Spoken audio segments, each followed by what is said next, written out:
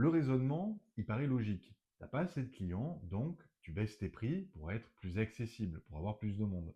Sauf que voilà ce qui se passe vraiment. En baissant tes prix, tu attires les clients qui cherchent le moins cher, et ces clients-là, ils te considèrent pas comme un pro, ils te considèrent comme de la main-d'œuvre pas chère. Ils paient en retard parce qu'ils te considèrent comme un meuble, et dans le meilleur des cas, si vraiment tu as été excellent, ils vont te recommander à des gens qui cherchent aussi le moins cher.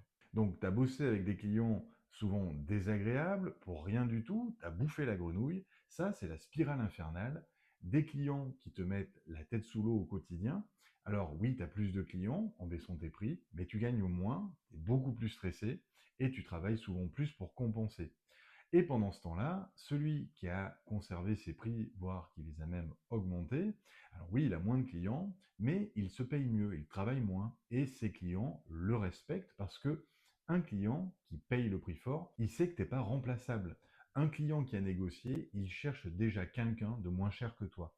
Ton travail, il aura jamais d'autre valeur que celle du prix que tu acceptes de te brader. Le problème, c'est rarement le prix, c'est souvent la valeur que tu arrives à expliquer. Si ton client il comprend pas pourquoi tu vaux ce que tu vaux, c'est pas lui le problème, c'est toi qui lui as pas montré. T'avais pas confiance en toi, t'as mendié, t'étais prêt à baisser jusqu'à ce qu'ils te disent oui, t'as baissé ta culotte, baissé tes prix. C'est la solution de quelqu'un qui ne sait pas vendre sa propre valeur, pas de quelqu'un qui a un problème de prix.